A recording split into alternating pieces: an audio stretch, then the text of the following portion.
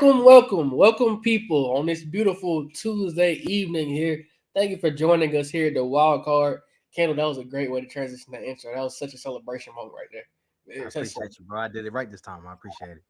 Absolutely. Well, Kendall, a lot of great news. A lot of things have happened in really the WNBA world, the world of women's sports over the last, I want to say 24 hours, but the last since last weekend was one. Is that when the Chicago Sky and the Indiana Fever played? Yes. I mean, it's been within the last couple of days, yeah, for sure. Bro, Um, it's been too much news. it has, and I'm really glad that we can talk about it because it's like it's a lot to talk about. I think it's a lot of great basketball being played. A lot of people I don't think are paying attention to it as much, but I think that's what we're here to talk about. So I'm definitely looking forward to it, and I'm ready to get started.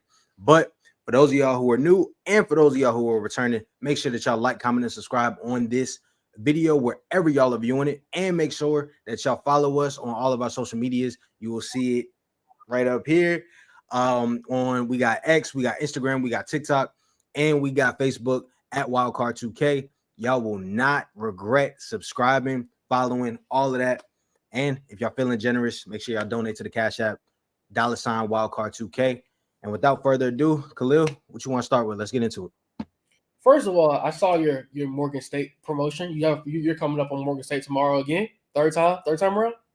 Yeah, man. Oh well, second time. Last episode. Oh, what happened last episode? Go ahead. My fault. Last episode got canceled. It's radio, so a lot of different stuff happens. But for those of you who don't know, I have been on Morgan State University's radio show Inside Morgan Sports, and I will be there tomorrow talking about the MLB and them announcing that the Negro Leagues. You said what? Stepping into my lane with the MLB. Yeah. I'm looking forward to it, bro. I'm very, very happy to talk about this. Talk about this conversation on Inside Morgan Sports tomorrow at 6 p.m. Eastern. If you want to tune in, you can definitely. It's WEAA 88.9 FFFM radio. Sorry, it's been a little bit since I've been home, but that's the radio show. And also, if you guys are out of state, which I'm pretty sure a lot of you are, it's also going to be on www.weaa.org. So make sure y'all tune in 6 p.m. Eastern to hear me talk about the MLB. This is going to be my first time talking about the MLB on a professional platform, and I'm really excited. Morgan State does it big. Shout out to the hometown school. So I'm really looking forward to it, and y'all will not be disappointed. But that's enough about me. Let's get into the topics, man. First of all, before we get into topics, I want to give a big shout out to Bree. I was sick this past week, which is why you didn't see multiple episodes. Actually, Kendall did upload an episode about the NFL HBCUs. Make sure y'all go check that out. That was a big episode. He did great work on that. Big shout out to Bree for checking on me while I was sick.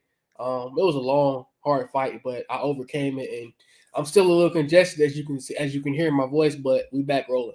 All right, now let's get into topics. Kendall, let's start with. Actually, where do we start? Are we starting with the first take, or do we want to start with the actual shove? I think we should start out. We can go with the shove, and then we can kind of go into a couple of different lanes with that. So yeah, we can start out with the shove. That's cool. Okay. All right. Give me 1 second. Did you want to play? You want me to play it? You could play it, and I will set the banner. Gotcha. All right. So make sure we all good. Set.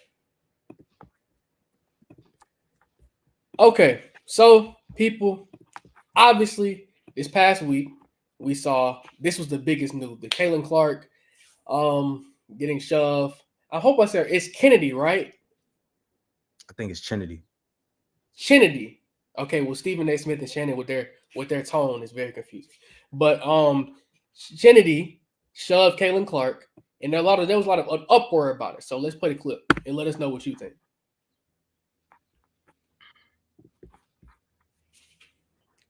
Shout out to First Take and ESPN for the footage. I have a friend that works at First Take, Chris Ortega, so big shout out to him. Big shout outs. All right, so Kendall, I'm gonna stop on the shove, okay? I got this. So what do you when we're talking about this show, I think what people need to know based off of the Twitter clip. I saw a Twitter clip earlier this week. I didn't find it on YouTube. I think they kind of hit it a little bit. Caitlin Clark has a great PR team, but Caitlin Clark, she was talking trash to Trinity prior to this. I don't know if you saw that clip on Twitter or not. Yeah, I did. Yeah. So it wasn't like this was just she just got upset and just shoved her. You know what I'm saying? It wasn't just a spontaneous type deal. Yeah. But the way that is being shown and presented to us, it's almost like she just came and like, just did it out of her own. It was out of nowhere. Yeah, it was out of nowhere. It was unwarranted. Yeah. So what do you think? So I think, for one, obviously this is in the heat of battle. This is not the first shove. There were words being shared between the two parties. And, obviously this was kind of a buildup. It wasn't just she just shoved her out of nowhere. I don't want people to misconstrue that because that's not the case. But I do believe that it was excessive. I do believe that it deserved a flagrant. Obviously a hip check. It is what it is. I think as basketball players, I think it's, it is what it is. It's a flagrant one. It's not a basketball play, and you move on. But I think it sparked a conversation that is now more about, is the WNBA out to get Caitlin Clark?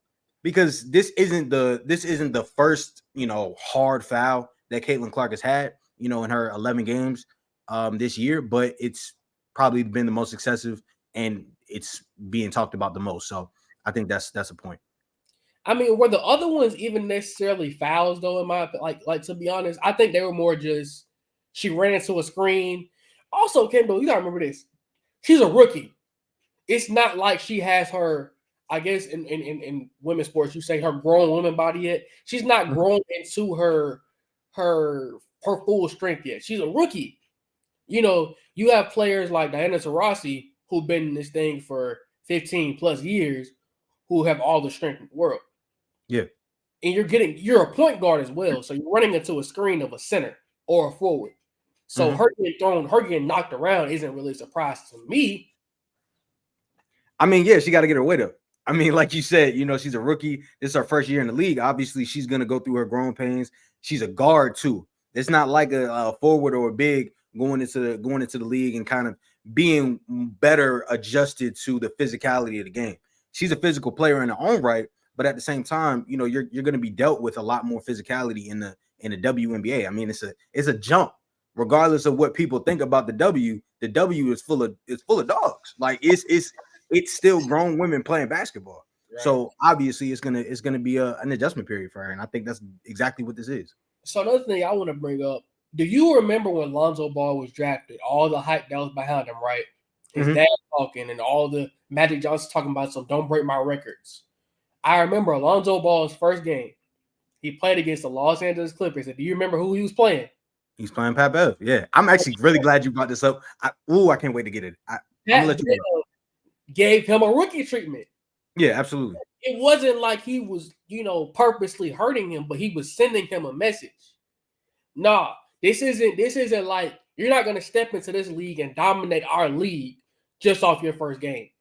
Yeah. You're not a rookie about to step in here and be LeBron James from day one. Even LeBron James had his growing pains. And the crazy part about that, I think that Trinity Carter is more comparable to a Pat Bev than people think. A lot of people see that shove and be like, oh, okay, well, that's indicative of all the WNBA. Nah, Trinity, now granted, I'm not going to sit here and act like I know her complete career history, but she does have more of a history of hard fouls or, not necessarily being able to keep her emotions in check throughout the duration of the game. By the way, I think it's very important to point out she's only 25. Like, she's a vet, but she's only 25. Like, I feel like this is kind of like a situation where people are making it seem like this is indicative of every woman in the W. It's not. It's really one person, and obviously, there's some type of animosity between her and Caitlin Clark. I think that's pretty clear. If you heard her statements after the fact, you can see that that's clear as well. Now, how did you feel about seeing Angel Reese clapping on the bench after that? I think just competitive. That's just two competitive people.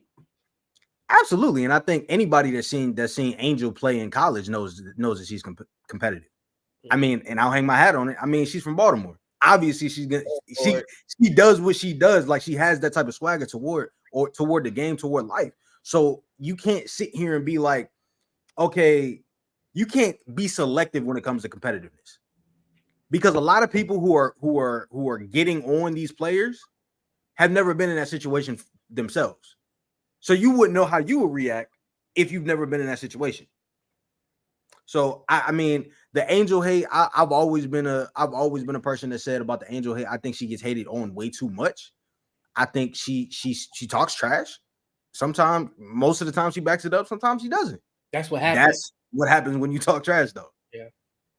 I think that this situation, my biggest issue is the fact that the off the court drama, or I guess technically in this situation, the on the court drama, there's no, when it comes to Angel Reese and Caitlin Clark, there's no in between with this.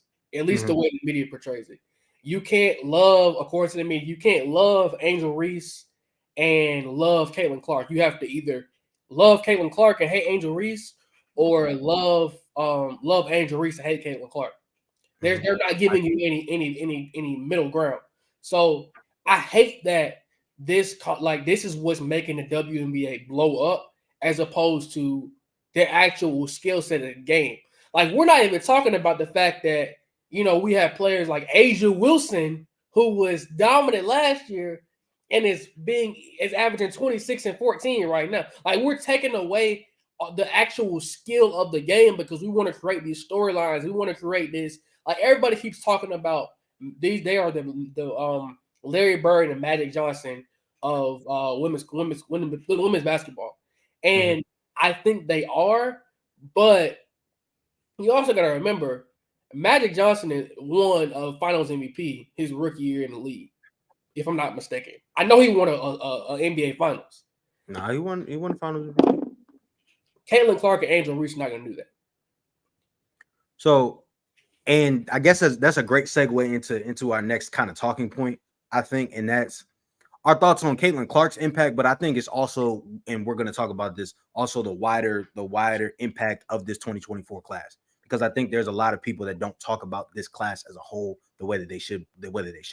But when you're talking about the Magic and Bird of the league, one thing that I think is very important to point out, and I want to give a comparison on this as well. A lot of people are calling Caitlin Clark the face of the face of the WNBA. She's a rookie that's played 11 games. I'll put it to you like this. Imagine Wemby being called the face of the WNBA or the face of the NBA. Right? Like last season, imagine him being called the face. Anytime the face of because that's been a highly debated topic for months now, the face of the NBA. Anytime that conversation has came up and Wemby's name has been brought into it, it's future contender at max. Caitlin Clark being named the quote unquote face of the W 11 games in is crazy.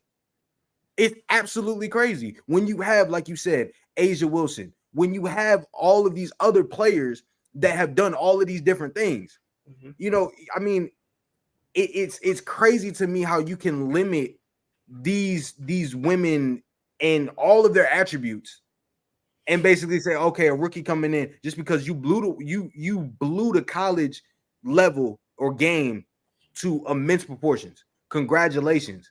The W is completely different. We've seen phenoms go into the NBA and it's been the same thing.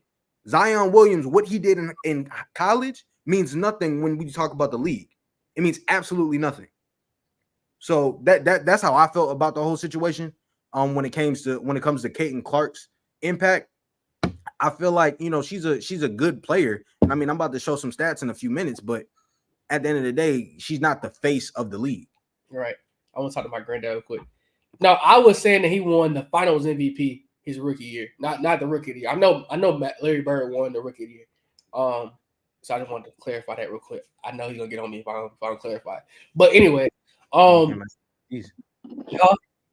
can't mess up OG knowledge. You can't. Where was I going? Oh, yeah, I think that, like you said, people saw how she played in college, and they pretty much devalued the rest of the talent that was currently in WNBA, right? Uh-huh. I think the truth is, and we're gonna get to this in a minute, as far as Stephen A. and Monica McNutt, people didn't start watching the WNBA or start watching women's basketball really as intensively as they are right now until what, last year maybe? Would you say? So one of the reasons, and it's definitely getting to your point. One of the reasons why I think the women's basketball has grown so much is really due to the high level play that has been played in women's basketball, in women's college basketball, especially for this discussion. You know, the Caitlin Clarks, the Angel Reeses, the Dawn Staleys, the Kim Mulkeys, like all of these different individuals doing their jobs at exceptionally high levels. And those are just a couple of women, but they've done exceptional jobs at what they're trying to do, and that's build this brand. But you also got to think, okay, look at college basketball, look at men's college basketball. It's not nearly as popular as it used to be, is it? Yeah, we talked about this before. And what's the reason for that? For one, these women are staying in college longer than the guys, so they're being able to build a brand. There's You got also a lot of dudes in college that's one and dones. there's also the women have done a really good job of promoting themselves. I think one of the biggest things is NIL. I think this is something we forget. NIL has helped out the women's game a lot. Like people talk about the negatives of NIL. The positives is now we're seeing Caitlin Clark in commercials, Angel Reese in commercials, Sabrina Ionescu. I can't think of what's the girl's name that plays for the LA Sparks, the center that got drafted. You know what I'm talking about? I can't think of her name off the top of my head. But her and Haley Van Lith from LSU, who now is at TCU, their ability to be promoted and being these commercials, because that wasn't happening during prior to all the NIL stuff. Now you're able to see them in these commercials and you're able to relate to them, and it's all like that. There's a story there. Mm-hmm. You're not just seeing a bunch of women on a court. There's stories there. And I was listening to Nightcap with Shannon and Ocho and Monica McNutt from last night, and they were talking about how the women in the W and the women in college are allowing their stories to be told. Like they're giving platforms to tell their stories. It makes it more personal. It makes it more real when you know the stories of these players. Because I mean, you can have all the stats in the world, but there's always been this negative stigma when it comes to the WNBA. I've seen countless videos of mostly men making low light reels and comparing their clips to the NBA clips, and it's like a night and day thing. Man, I'll be the first one to say, and I know this because I've seen it with my own eyes. It's a lot of women basketball players that can hoop better than some guys, better than guys. But Kendall, not to cut you off, but one of the issues as well, people were saying Caitlin Clark could go to the NBA and play right now. Remember that? Remember those conversations? Yeah, but I mean, they do that to every great women athlete or woman athlete. They did it to Serena Williams. Like these conversations of, oh, this woman could beat this guy, like it's trivial. Can we just sit here and appreciate the greatness of these women without throwing around all of these like these question marks about their game, about if they're comparable to this player or that? No, just appreciate greatness while you have it. But that's where some of the quote unquote envy and jealousy comes from. Because I'm sure there are some WNBA players that are envious and jealous, not only of Caitlin Clark, but Angel Reese as well. Mm-hmm. But because Angel Reese gets the same amount of attention, well, they don't give her the same hype as far as saying, oh, she could play in the men's basketball game, because the reality is she's not in college. She wasn't as good as far as she wasn't an all-time leading scorer in both men and women's basketball. She was a great player. She's a great rebounder. She was effective. And I think she's going to have a long, successful WNBA career. But let's be real. The expectations for Caitlin Clark and Angel Reese are, as far as game-wise, they're, it's night and day almost. Nobody's go ahead. I was just going to say, you also have a lot of casual fans that I think when you're a casual fan and being introduced to women's basketball, especially women's basketball in the W, you're going to look at it and think, okay, you saw this player dominate on the college level. Oh, this league is soft. She's going to do the same thing at this level. That's not the case. You were devaluing the talent that was already there because you didn't watch. You were ignorant to what was actually going on in WNBA. Now you're watching the college game, and reality is Brianna Stewart dominated in college. Skylar Diggins was dominant in college. Candace Parker was dominant in college. They didn't automatically go to WNBA their first year and just all of a sudden become the number one player in the world. Like this isn't a situation where it's just, you know, you dominate in college and you dominate in the W. Like it's just an automatic thing. It's not. Does it happen in any professional sport though? No, but I think because women's basketball has been devalued and basically, you know, just kind of disregarded for so long, I think a lot of people are thinking that way. And it's sad because you're ultimately dealing with a bunch of people who don't know anything about women's basketball that are trying to just push a narrative instead of just watching the game. So, speaking of people that don't know anything about women's basketball, I want to talk about Stephen A. Smith for a second. I want to show this clip from First Take yesterday. You saw that transition? You saw the transition I did? Yeah, I did. Oh, joke. Stephen A. I love Stephen A. One of my people to watch. Let's play this clip. Sports more than First Take. Stephen A., respectfully, with your platform, you could have been doing this 3 years ago if you wanted to. Wow. All right, we got to go. You guys. So did you know say you're my guy, but who does more than Stephen us? A., I'm talking to you. I'm talking to you. Wow. Don't do that. I'm talking to you about the power that you have. Okay. I'm talking to you. Okay. All right, let's. You're my guy, but I'm talking to you. Guys, I really appreciate you my girl, but you've missed a lot of episodes of First Take. You missed a lot. Stephen A., Guys. 3 years ago, you would not talk about the W at this level. Don't do that. Guys. Nobody was, Monica. You making Stephen A. point, Monica. Monica, you making.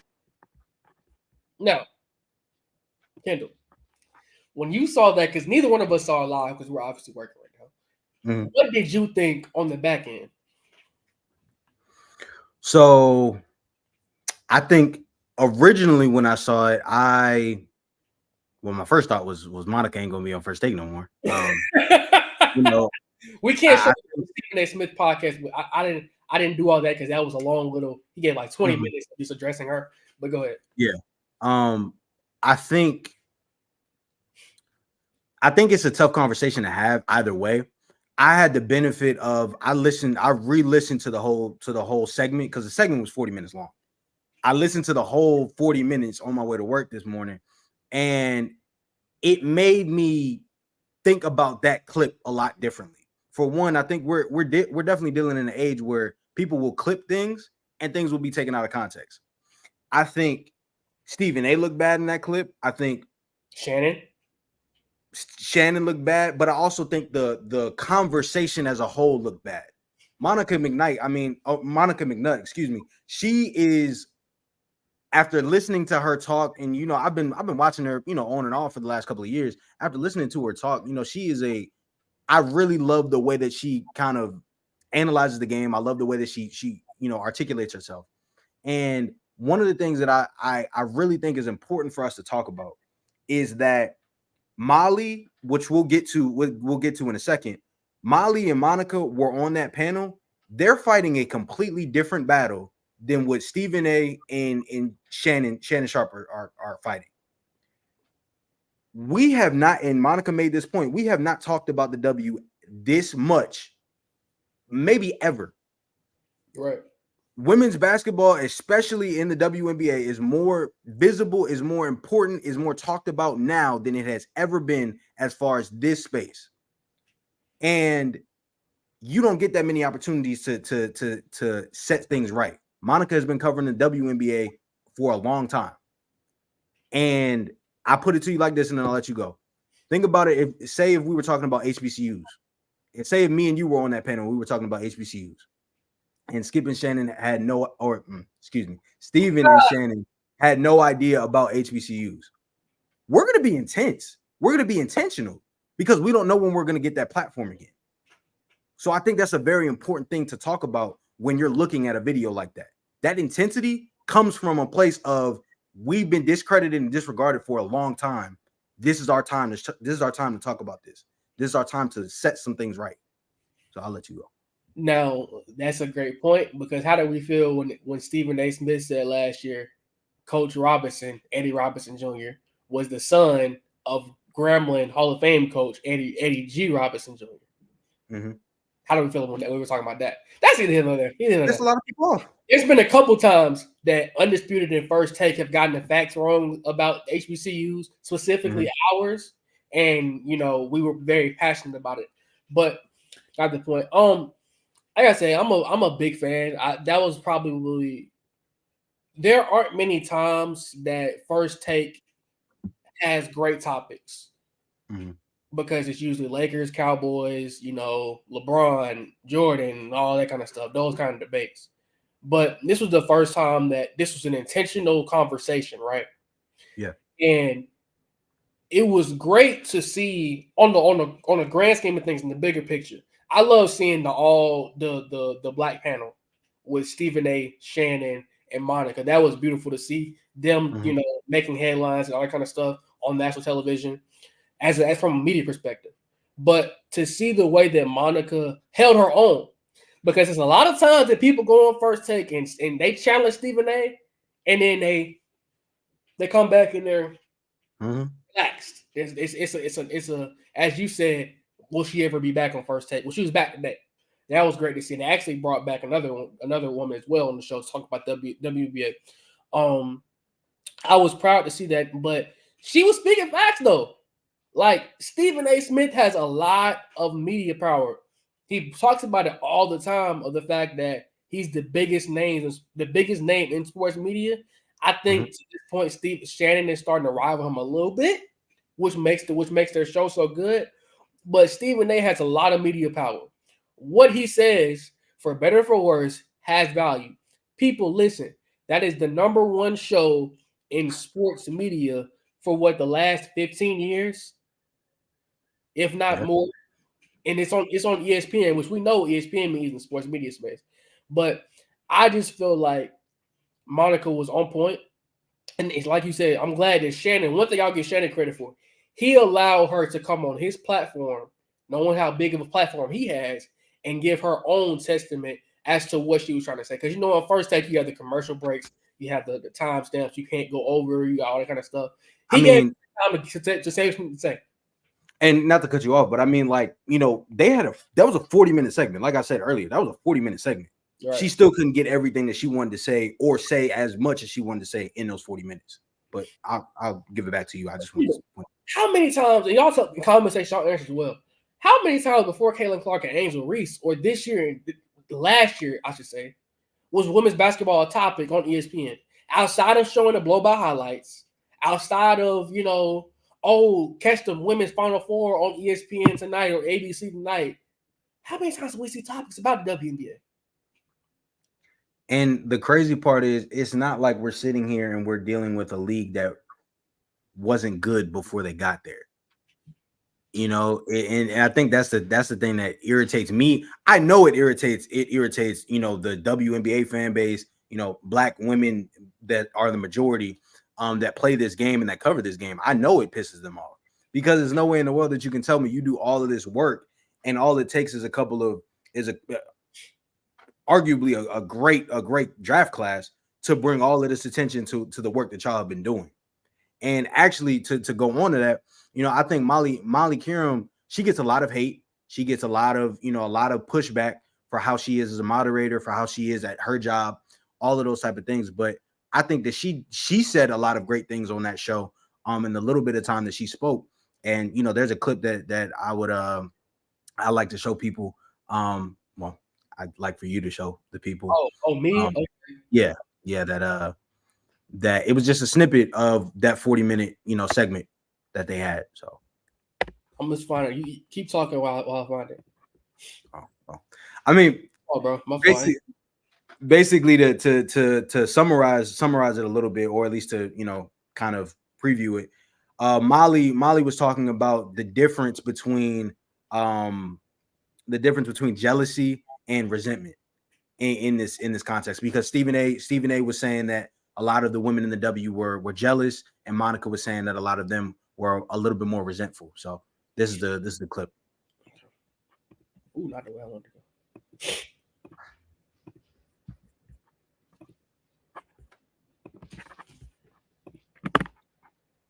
It's fair to say that you could be grateful for the shine she's brought, but at the same time be frustrated. Thank you, Molly. Because the person, they're not actually that good as the talent out there, and now we're getting the shine. So maybe it's not jealousy, maybe it's frustration. Then also, to your point, where it gets concerning is now one play is painting the character of the entire league, and it's not fair to these other women. So I see both sides of it. I just want to highlight that side for the other players in the WNBA as well. The hip check was foul, right?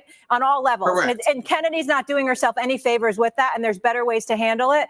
But at the same time, like, both things can be true.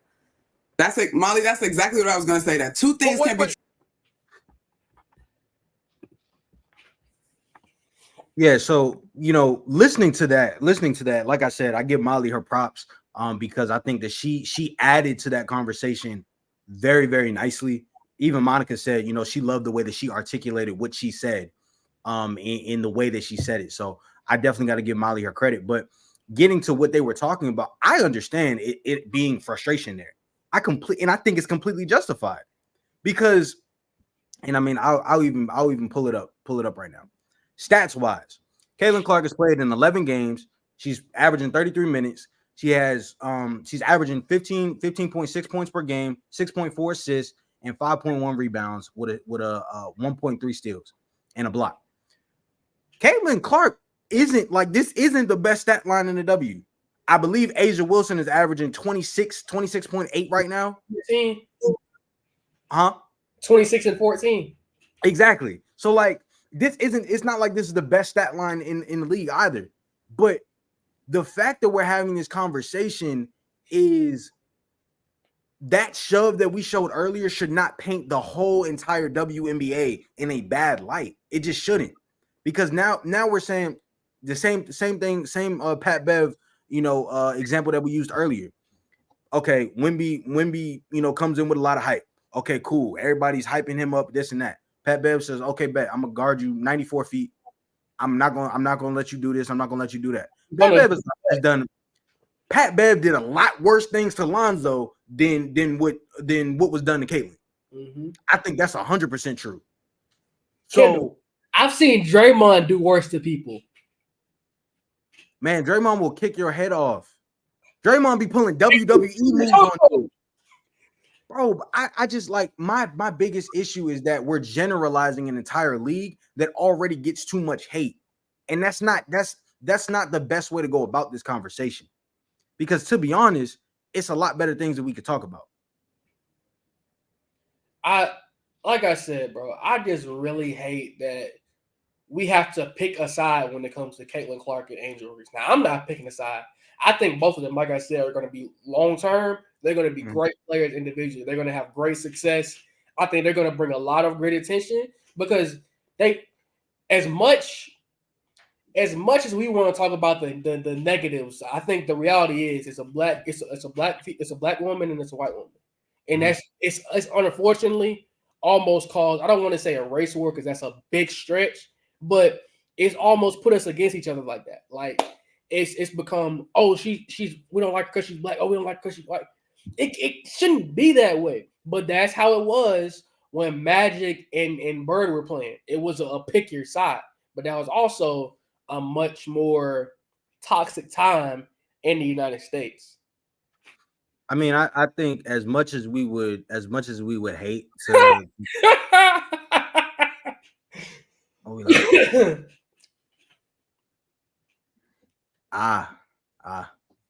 You didn't catch that, did you? You didn't catch it first. Nah, I didn't. But I mean, he's not wrong. But yeah, like I feel like this conversation, and I'm glad we're having it because it's getting the WNBA more exposure. I don't think I've said WNBA this much in my life. No. But I think it's giving them a lot more exposure. I mean, even the league's Twitter said as much. And not to make this all about Caitlin Clark, because I don't think it is all about her.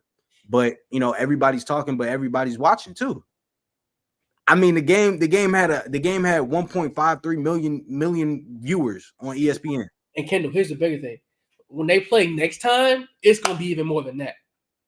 If this is a rivalry, this could be a rivalry. Like it's all of that is good for the game in the grand scheme of things. Unfortunately, for a lot of situations like this, you are not going to get put on the grand stage, the first talking point of First Take, without some controversy. We saw that with HBCUs 2 years ago when Stephen A. Smith and Shannon Sharp or whoever else went up there and talked about Eddie Robinson versus Deion Sanders. Deion was getting a whole lot of viewership, a whole lot of attention because it's Deion. But another HBCU couldn't get talked about until it was controversy. Right. Unfortunately, that's how it has to go. But I think Kendal, HBCUs as a whole, you could almost look at Deion as far as in the ESPN and in the national news space. Mm-hmm. You can almost look at Deion as like that version of Caitlin Clark for us. You know, let's really put this in perspective. Now you gotta be cooking. I'm cooking. So there was good football, there was good baseball, there was good things going on in the HBCU space before Deion. Correct? There was great things, actually. There was great before Jackson State played North Carolina Central or South Carolina State. Those players were already in the HBCU and playing at HBCUs. Mm-hmm. But until they beat Jackson State and beat Deion Kendal, they didn't start getting attention. We knew Davius Richards was good before he beat Jackson State. But unfortunately, and Kendal, even this, people act like Coach Robinson was trying to make a name off of Deion Sanders. Coach Robinson played in the NFL, playing a Super Bowl. A Super Bowl. And we're acting like he's trying to make a name or he was just some jealous, bitter. He did the same thing. Resume for resume. And he's a real estate agent. It's a very good conversation. I think I'm glad that we have so many different comparisons that are recent as well that we could use to fuel this conversation, because I think ultimately for some people that don't understand it as much, I think those comparisons definitely help. Overall, I think Caitlin Clark is she's a phenomenal asset for the WNBA. She's a phenomenal player. I think that her skill set it fit the college game perfectly. And I think, you know, even though she's not as prolific as she was in college in the W, I still believe that her playing and just having her in that league is helping, is benefiting. But I can say the same thing about Angel.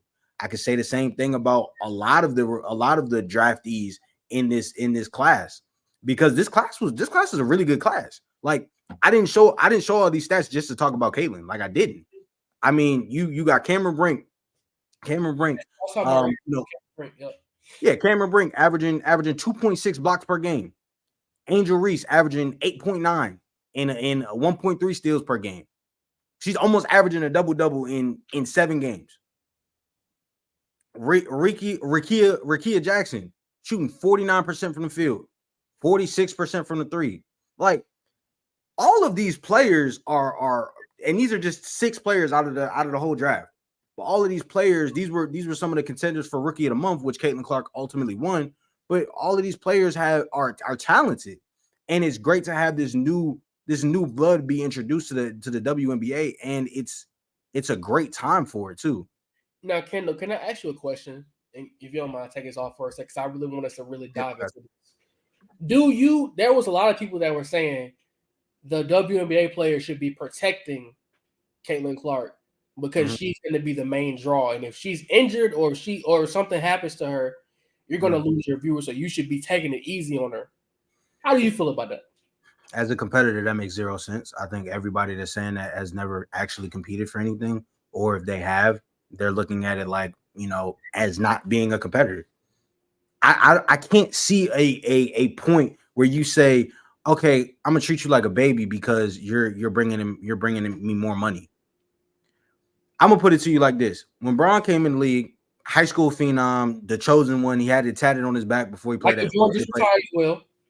before he played the NBA game. If y'all actually remember, and some of y'all may not have been really tuned into the NBA when that happened. But if y'all remember what Bron's future teammates were saying about him, they didn't want him on a team. They didn't want to play with him. They had a whole bunch of negative stuff to say about him.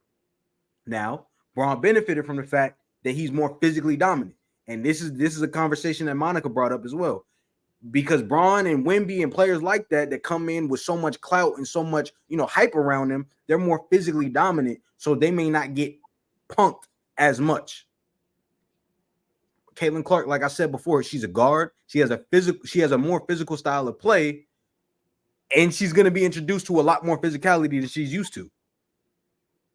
But that doesn't mean that you baby her. That doesn't mean that you go soft on her, because ultimately Caitlin Clark's a competitor too. And I think that would hurt her more than it would help her. And this isn't to say that she isn't going to reach that level of dominance that she had in college at some point. Mm-hmm. At some point, Caitlin, it's going to click for her. It may be later this season. It may be a year from now. It may be 3 years from now, Kendall. She's too talented of a player for her to keep this stat line. Like, it happens with everybody who enters the league. Kendall, Anthony Edwards wasn't as good this year as good his rookie year as he is right now. Next year, Anthony Edwards may be in the MVP conversation. Wemby next year is going to be a better player and may be the best player in the world next year after this upcoming season.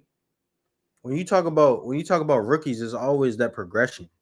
9 times out of 10, a rookie is not going to be the same player that they were their first year as they are their second year, their third year, their fourth year, and so on and so forth.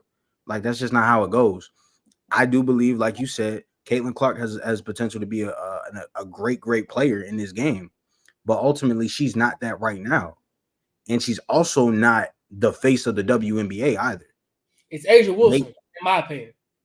I think so too. Because in my opinion, that's like I said before, that's like saying Wemby is the face of the face of the NBA, 11 games in his run as a pro basketball player. Yeah. That doesn't make sense. Like, I get all of the hype around Caitlin Clark, but there's a lot more women in the WNBA that deserve their credit, deserve their flowers, and we're not talking about them. And I feel like that's doing them a disservice. And Kendall, people also have to start admitting the fact that you aren't just paying attention to this rookie class because of Caitlin Clark. Yes, she's talented. She's all that in the bag of chips. She was that in college. She got to prove it in the WNBA. But you're watching for Angel Reese too. Oh yeah, for sure. Because she is, and it may be because, and she said it before, if I have to play the villain role for y'all to talk about my sport or talk about these women in my league, that's what I'll do. Unfortunately, I think it's caused her a lot of hurt, because we saw her crying in the post game conference after they lost to Iowa back in the Final Four, or was it Elite Eight? Final Four or Elite Eight. Yep. I think it's caused her a lot of pain, but ultimately, it's brought eyes. It definitely has. I mean, ultimately, I think the saying, heavy is the head that wears the crown. I love Angel. I love her demeanor. I love the way that she carries herself. People call it cocky, but if you can back it up, I know it's a lot of people that didn't think that she was going to play right away when she first got to the league. There's a lot of people saying that her draft mate, Camila Cardoso, she was going to play before Angel did. Now, granted, she's dealt with injuries, so that is something to put into context. But Angel Reese is confident. I mean, she knows what she does. She knows that she's good at what she does, and I think both of them, Angel probably more verbally understands the impact that she has. I think it's a little different than what we've been talking about, like with the Larry Bird and the Magic Johnson, or with LeBron or the Wembys even. Angel Reese is one of those players that understands I can look at metrics, I can look at stats, I can look at viewership, I can look at all of these type of things and know I am making an impact on this game in the way that it's viewed, in the way that it's covered, all of that. And the fact that she has no problem being a villain, that's not an easy thing to do. It's especially not easy as a rookie. And the fact that she said that, I think is beautiful, because in that same interview, she also gave credit to those that came before her. And I think that's more important than anything else. And I think one of the issues that not even the issue, but one of the things that makes Caitlin Clark and Angel Reese different is Angel speaks. We don't really see Caitlin do too much talking, and that's not everybody's personality. It's not in everybody to be the spokesperson, be the leader. That's just. I mean, we're all different people for our own. We have our own specific purpose. Caitlin may want to be like Kevin Durant and be in the club doing this. I'm just shooting. That she may just want to be a hooper. That may just be. But no, all seriousness, it's okay to like both of them. I keep saying this. It's okay to appreciate both of them. And I can't wait until they both retire and the documentary comes out. These two have a sit down. And we hear, by that time, hopefully the WNBA is getting the same type of coverage as the NBA. Because that's what's going to happen when these two women step away from the game. You thinking like Shaq and Kobe type vibes, or Isaiah Thomas and Magic Johnson? Crying, tears. Oh, okay, all right. I mean, well, I guess we'll see. I guess we'll see what happens with that. Thing though, they're gonna grow this game. They're doing it right now. Oh yeah, absolutely. I think women's basketball more than ever is in a great place. I will also say, because I think it's important to point this out. You know, I'm a firm believer that if the late Kobe Bryant was still with us, I believe that the WNBA would be even more bigger than it already is. I think it would be even bigger than it already is, because Kobe was one of those people that he wasn't shy about his passion for the W. He wasn't shy about it. Before it was cool. Before you had celebs in the seats and all of that type of stuff. And you know, I think that those type of voices are what we need more than anything else. Not focused on one player, one sole player, not saying, okay, one player has done this, one player has done that. Not saying that. The WNBA as a whole, when you have that positivity, that love put into it, you get the return of it. You get more eyes on it. You get more people wanting to see exactly what all the hype is about. But I think people are so caught up in individuals when it doesn't need to be about individuals. Man, I saw something on Twitter, and it kind of broke my heart, but it was beautiful to think about at the same time. If Gigi was still here, she would be, I think they say, either entering her senior year or entering her freshman year of college. She would have grown the game, because if she was in the WNBA or in college in general, think about the eyes. That's Kobe Bryant, dog. I'm trying to see if she's going to be, and she was on trajectory. And I'm going to be honest, y'all thought Bronny's hype was crazy? Bro. Yeezys would have been better. 100%. Because Kobe didn't have a son, so it wasn't like we could just show. You know how it is with the son. He's playing the same. Man, it ain't even about that. I guarantee you, a Kobe.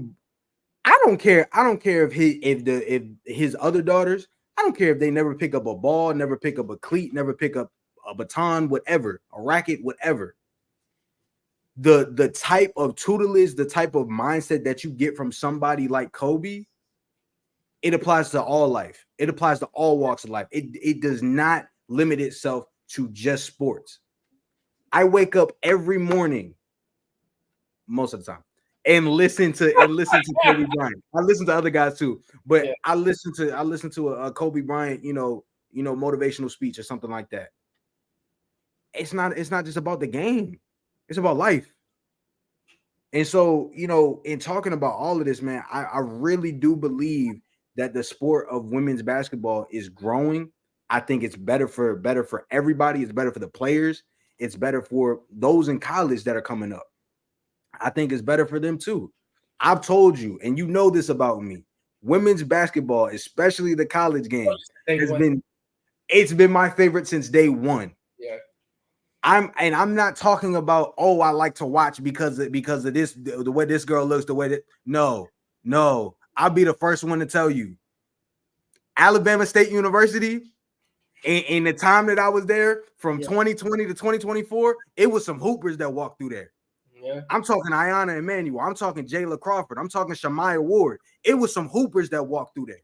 Yeah. And when you look at it, when you look at the game, and you look at it in its most purest form, forget the athleticism, forget all of the dunking, which everybody gets obsessed with. When you just talk about like fundamental basketball and just enjoyable basketball without all the narratives, without people telling you it sucks, without people telling you this is weak, whatever, bro, you'll enjoy women's basketball a lot more if you forget the noise and just watch the game, man. It's a beautiful game. I think you'll enjoy women's sports once you do that in general too. Softball's a great sport. Soccer's a great sport. You know what I'm saying? Track. And like Kendall said, us a lot of people on Twitter, the trolls on Twitter, talk about, you know, how good they look and all that kind of stuff. They're definitely beautiful women. Trust me, we know they're beautiful women. But some of their games, I know, like Kendall said, I was watching the women's basketball tournament more than I was watching the men's, just to be 1,000 with you.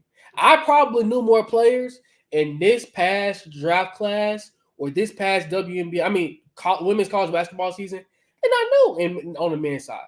I mean, what, Bronny?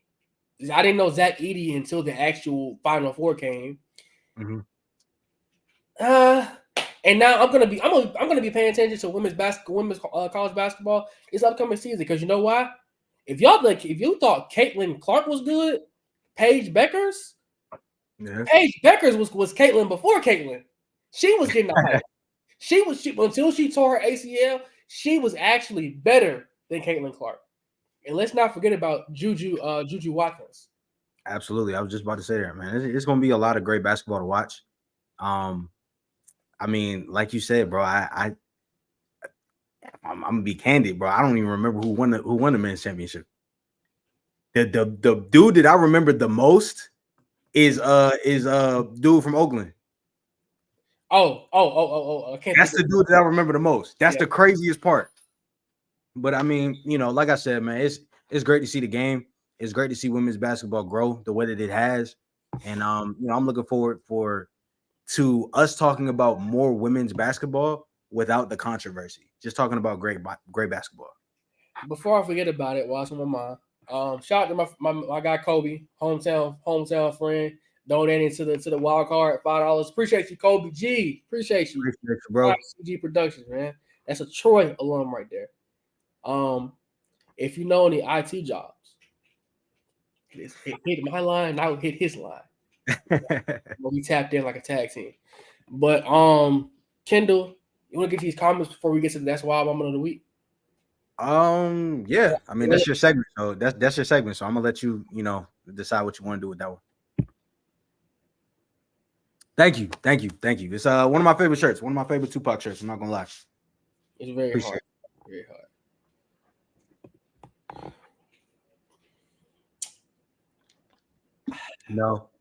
No. Yeah. Nah. Because Angel got thrown down the other day as well, and it didn't make anywhere near the amount of headlines that the Caitlin Clark hip check. Angel also got thrown down and got back up, laughing and clapping. I mean, it is what it is, and I think as a rookie, she understands the fact that you're gonna have some people that's gunning for you. Both of them got a big bullseye on their back, so I mean.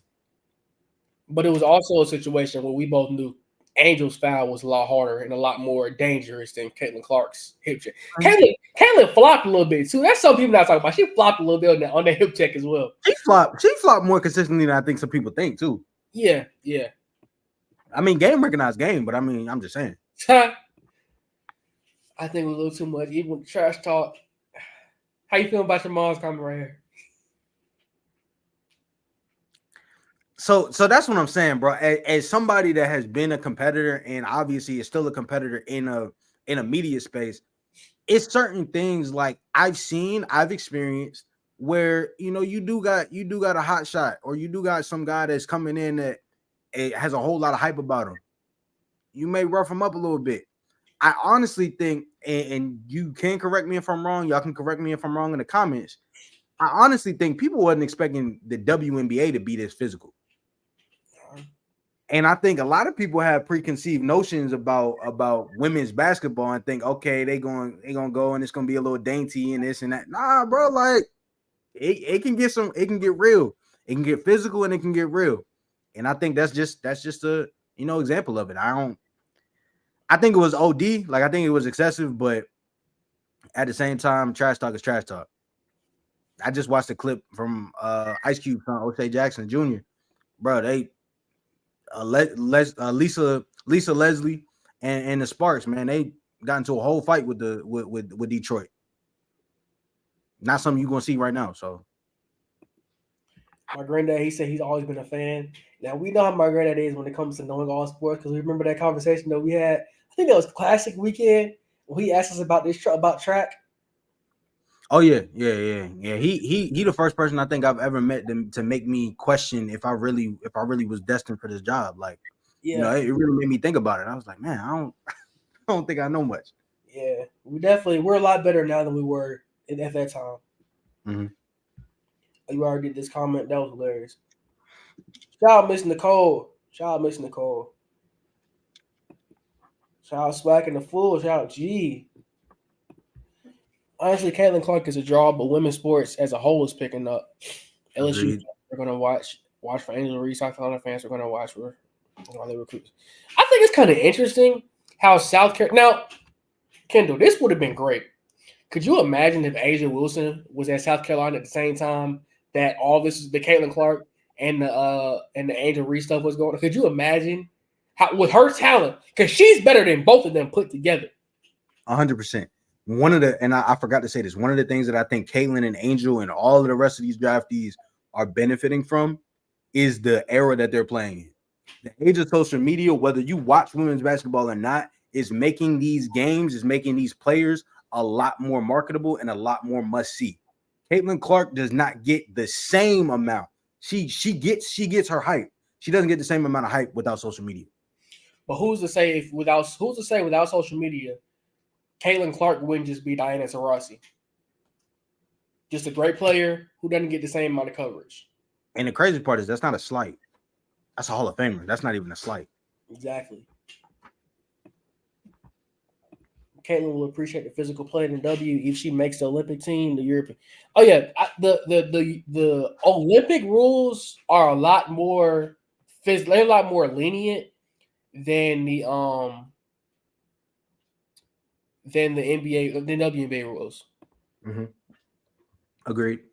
I mean, NBA players can attest to that too.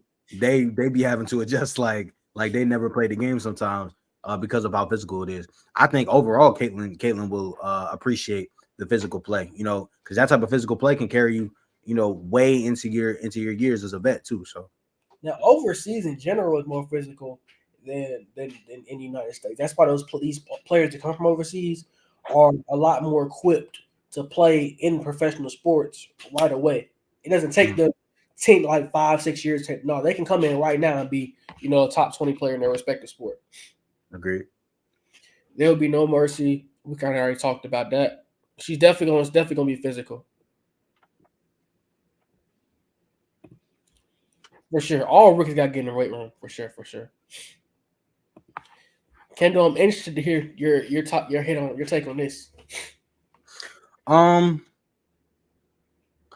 think she definitely has the potential to.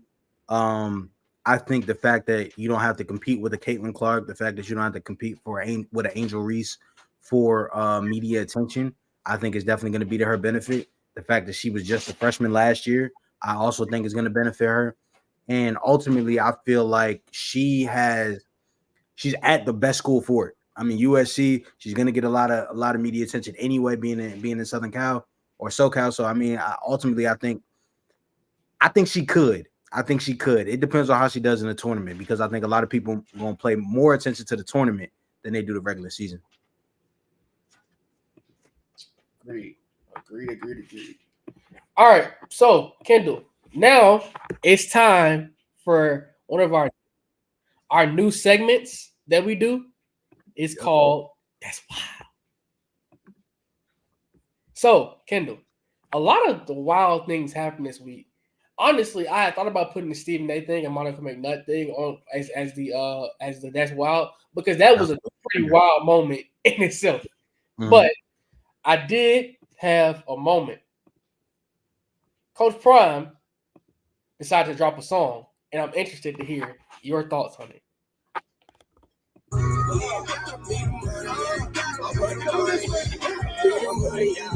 Never left, never appreciated, underrated, but the best. Yes, now I cross my chest, I'm impressed. No, I don't stress, cause you know I'm staying blessed. I'm coming, baby. Now I told you that I came. The lights don't blind me. See, I'm used to the fame. Prime, been prime, I'm before my time. 7-figure hit, a way back since 89.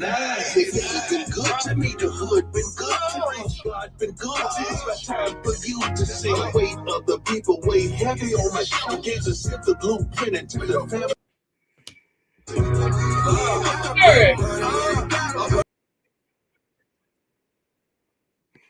So, Kendall, honestly, listening back to it, it actually was kind of hard. I ain't gonna lie. It was kind of that beat did go kind of stupid. I ain't gonna count. It did. And I ain't gonna lie. He was kind of flowing on the God, they good to me. The streets, they good to me. That was so good. I say one thing. I feel like Dion is definitely good for a good hook. I'll say that for a fact. Who is swag? I mean, I still find myself saying that. And this man ain't been swag for a year and some change. So I definitely agree with that. I don't know, man. That's a very interesting family. The Sanders family is very interesting. You know, they got a lot of different characteristics that's very similar. And you know, making music apparently is one of them. I mean, he was the first.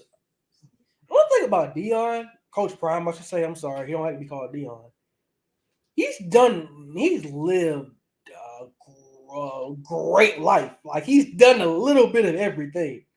I mean, dog, you think about, you know, him being in college and then him going to the Falcons and playing for the Braves too at the same time, you know, dealing with that situation that he was talking about, you know, with the suicidal thoughts and things like that. And I mean, to do with everything that he's done, man, it's amazing to look at in retrospect. And I think even growing up, you know, and having this kind of resurgence, obviously Dion's always been Dion, but Primetime's always been Primetime. But, you know, I think for us in our generation, just being able to see him in the way that we've seen him, you know, in the capacity that we've seen him. I mean, it's been great. And I'm ultimately, you know, I may disagree with him on some things. I may not always, you know, be the biggest fan of some stuff that his family does. But I think ultimately, you know, I mean, he's always going to provide you the entertainment. He's always going to be he's always going to give you some laughs. So, you know, I'm always happy to watch stuff like that for sure. I just think that when you talk about a guy who played, this was crazy. He played in the World Series. Like, you played for the New York Yankees and you played for the Dallas Cowboys. Those are the two biggest franchises in the United States. Or even if you want to say globally, the only thing rivaling them is with the Los Angeles Lakers, the Boston Celtics. Like, if you're going to play a sport, those are the two teams that you have your eyes on at all times. And the New York Knicks, I'm sorry. So I just think he's lived a great life. And playing two sports in one day. But it's something, rapping, it's not for everybody. Oh, yeah, definitely not. Some things, as my friend Kobe would say, stay in your lane. Yeah. I agree with you on that. I agree with you on that for sure. So, anything else we gotta say before we get up out of? Shout out to you guys staying here, all 57 people. This is one of our largest crowds in a minute. It's great. Oh yeah, we definitely appreciate y'all. You know, it's been a great conversation. I think it's something that we're definitely going to talk about, you know, even more looking down the road.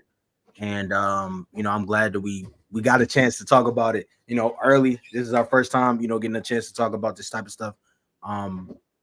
You know, this early since our rebrand and stuff like that. So, you know, it's been a great time. Great time. Like, comment, share with your friends. Donate to the Wild Card 2K Cash App. Follow us on all socials. I gotta fix our Facebook and update and all that kind of stuff. But expect to see us on TikTok. I think some of these clips are gonna go on TikTok because they're really, really good points. Great conversation. 100%. But thank you guys for tuning in. See you guys next episode. Peace.